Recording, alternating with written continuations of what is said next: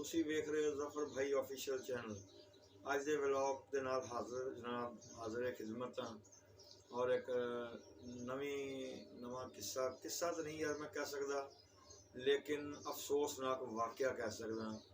एक अफसोसनाक वाकया लैके आया हाँ जिहड़ा ना बड़ा अजीब और बड़ा ताजुब जिहा हो रहा कि आखिर इहो जिहे वाकयात क्यों होंदे आ, की वजह पेश आई आ। क्या कोई उन्होंने पुछण वाला नहीं हैगा, कोई रोक रुकावट करने वाला नहीं हैगा। आखिर ज़्यादातर देखा वा कि साढ़े मुल्क च जिहड़ा ना कोई ना किसी चीज़ का नवा फितना जिहड़ा ना वो सामने आ जाता। कोई ना कोई अपनी ना शोहरत वास्ते, कोई अपनी मकबूलीत वास्ते, या की उन्हों का राज हुंदा अंदर, किस वास्ते कम हुंदा वा, कोई ना कोई चीज़ सामने आ जाती है।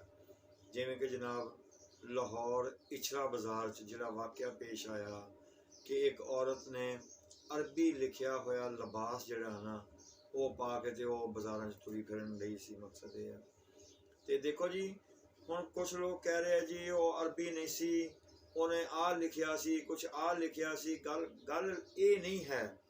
आखिर जिहड़ा ना जिवें कहंदे आ कि जरूरत की पेश आई, इहो जिहे लिबास जिहड़े आ जिन्हां दे उत्ते कन्फ्यूजन हो सकदी आ, जिन्हां दे उत्ते कोई हल्ला गुल्ला हो सकता वा, वो डिज़ाइनिंग ही क्यों करते हैं।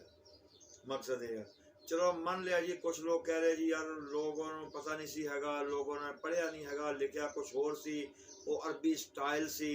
ये तुहानूं पता है ना कि अरबी साढ़े वास्ते सब तो मोतबर ज़बान है। मकसद ये है क्योंकि कुरान अरबी च और मेरे आका अलैहिस्सलाम सल्लल्लाहु अलैहि वसल्लम उन्हां दी प्यारी प्यारी ज़बान अरबी सी। ठीक हो गया जी। जब के मुसलमानां नूं अरबी ज़बान नाल बहुत लगाव और प्यार, इस तरह के हथ कंडे हुंदे ही क्यों। मैं बिल्कुल इतराज़ ये नहीं कर रहा भी जी ना इनू ए होवे, इस नाल आ होवे, की ना होवे, नहीं। लेकिन ये आउंदा कित्थों, ये चीज़ां जिहड़ियां वा ये पाकिस्तान च अवेलेबल कित्थों होंदियां वा, इनू किहड़ियां कंपनियां बनाउंदियां वा। अगर जे ऐसा कोई मामला वा तो इन्नी एडवरटाइज चलती आ, पहले एडवरटाइज करन कि बई असीं यह लिबास बनाया वा। पहले वो मुफ्ती हजरात जिहड़े आ, पाकिस्तान की गौरमेंट जिहड़ी आ, मकसद ये आ इंतजामिया अदलिया उन्होंने को पास करवाया करन, पास करवा के देख के फिर अगे उसकी कोई डिजाइनिंग का हिसाब किताब करना। मकसद ये पाक का शुक्र अदा करे। पहले तो उन्हें बेवकूफ़ी की कि अजीब जिहा डिजाइन पा के रोड उत्ते आ गई आ। अगर वो डिजाइन दे उत्ते अगर इस स्टाइल का लिखिया नाम ही हुंदा, मकसद ये यार औरत नूं जेब ही नहीं दिंदा। तुसी इस्लामी मुल्क च रहिंदे होया मुसलमान होने के नाते अपने लिबास से देखो। मकसद ये इस्लाम ते उस पर्दे नूं भी, उस बुरखे नूं भी मना किया गया जिथे कढ़ाइयां वगैरह इधर उधर बड़ा कुछ होया वा। क्यों? क्योंकि अट्रैक्शन तो पर्दा रोकया। पर्दा का मकसद हैगा वा कि किसी नूं मतवजा ना होने वास्ते पर्दा होवे, कि मतवजा ना होवे। मकसद ये तुसी बुरखियां दे उत्ते भी कई दफ़ा देखिया, अपने बुरखे वगैरह चादरां उन्हां दे उत्ते ऐसियां डिजाइनिंग करदे हो कि जिन्हां ने नहीं देखना वो भी देखण डे हुंदे। और अल्लाह का नाम मनो यार, खुदा का नाम मनो, कलमा पढ़ने वाले लोग हो, नमाज़ां भी पढ़ते हो, रोज़े रखते हो, फिर अकल तुहानूं ये नहीं है कि असीं डिजाइनिंग की कर रहे हैं। मकसद ये कुछ डिजाइनिंग का अपने का ख्याल करो। और सब तो वड्डी गल आ ये उस वक्त बहुत वड्डे एक ना जिवें कहंदे आ एक ऐसे कतलो गैरत तो ना वो बचाया गया वा। उस वक्त दी उस इलाके की पुलिस अफीसर, मकसद ये कि जिन्हां दा नाम मेरे ज़हन च आ रहा ASP साहिबा। मकसद ये शहर बानो, शायद शहर बानो साहिबा उनका नाम। मकसद ये ASP, ठीक है जी। वो बर वक्त मौके ते आके उन्हें सारे मामलात नूं कवर किया। कवर करन तो बाद उन्हें कहा जी जो अगर ये मुजरम हुई तो इन्हूं सज़ा मिलेगी, अगर ये गलत फहमी हुई, गलती हुई तो फिर इन्हूं वार्निंग दी जाएगी। खैर वो थाने भी गए आ, जाके उन्होंने बिठाया, उत्थे बिठा के ਮੁਫਤੀ ਹਜ਼ਰਾਤ ਆਏ ਆ, ਉਹਨਾਂ ਨੇ ਕੋਈ ਉਹਦਾ ਮਕਸਦ ਇਹ ਆ ਕਿ ਜਿਵੇਂ ਨਾ ਐਜ਼ ਏ ਮਾਜ਼ਰਤ ਉਹਨੂੰ ਅੱਗੇ ਲੈ ਕੇ ਆਏ ਆ, ਪੇਸ਼ ਕੀਤਾ। ਚਲੋ ਜੋ ਵੀ ਹੋਇਆ, ਮੇਰਾ ਸਿਰਫ ਗੱਲ ਹੈਗਾ ਕਿ ਅਗਰ ਜੇ ਵਾਕਈ ਇੱਥੇ ਕੋਈ ਡਾਊਟ ਨਹੀਂ ਸੀ ਹੈਗਾ, ਕੋਈ ਐਸਾ ਮਾਮਲਾ ਨਹੀਂ ਸੀ ਹੈਗਾ, ਤੇ ਫਿਰ ਦੋ ਔਰਤਾਂ ਇਹ ਮਾਡਲਿੰਗ ਕਰ ਰਹੀਆਂ ਵਾ, ਇਹ ਉਹ ਲਿਬਾਸ ਪਾ ਕੇ ਉਹ ਰੈਮ ਤੇ ਜਾ ਰਹੀਆਂ ਵਾ, ਤੇ ਚਿਹਰੇ ਕਿਉਂ ਨਹੀਂ ਦਿਖਾ ਰਹੀਆਂ? ਮਕਸਦ ਇਹ ਆ, ਚਿਹਰੇ ਨਹੀਂ ਦਿਖਾਏ, ਦੇਖ ਲਓ ਇਹਨਾਂ ਨੇ ਮਕਸਦ।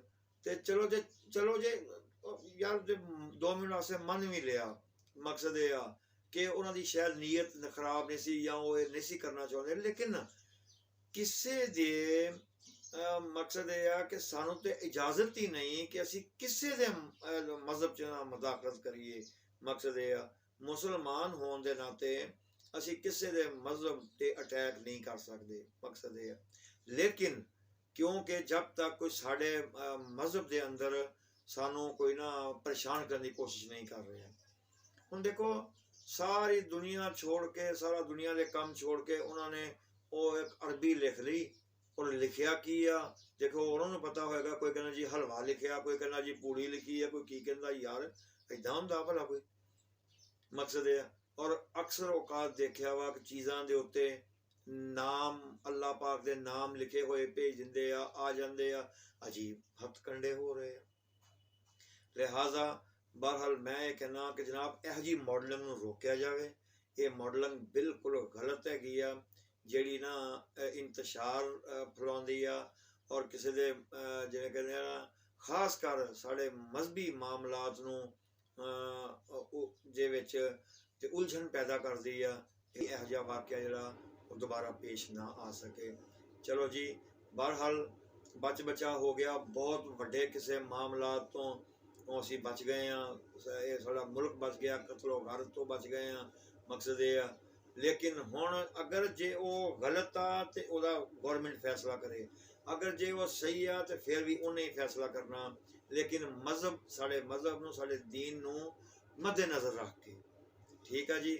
ਲੇਕਿਨ ਅੱਲਾ ਰਹਿਮਤ ਕਰੇ, ਅੱਲਾ ਇਹਨਾਂ ਔਰਤਾਂ ਨੂੰ ਹਦਾਇਤ ਦੇਵੇ ਜਿਹੜੇ ਆਪਣੇ ਡਿਜ਼ਾਈਨ ਵਾਸਤੇ ਇਹਨਾਂ ਨੂੰ ਆਪਣੇ ਮਜ਼ਹਬ ਭੁੱਲ ਜਾਂਦੇ ਆ, ਆਪਣੇ ਦੀਨ ਭੁੱਲ ਜਾਂਦੇ ਆ, ਆਪਣੇ ਖਾਨਦਾਨੀ ਬੈਕਗਰਾਉਂਡ ਭੁੱਲ ਜਾਂਦੇ ਆ। ਸਿਰਫ ਬਸ ਇਹਨਾਂ ਨੂੰ ਇੱਕ ਉਸ ਡਿਜ਼ਾਈਨ ਦੀ, ਉਸ ਜਿਹੜੀ ਨਾ ਜਿਵੇਂ ਕਹਿੰਦੇ ਆ ਜੀ ਇਹ ਨਵਾਂ ਉਹ ਕੀ ਆ ਗਿਆ ਵਾ, ਇਹ ਟ੍ਰੈਂਡ ਆ ਗਿਆ ਵਾ, ਉਸ ਟ੍ਰੈਂਡ ਦੇ ਪਿੱਛੇ ਨਾ ਖਾਣਾ ਖਰਾਬ ਕਰੋ ਆਪਣਾ, ਨਾ ਕੌਮ ਦਾ।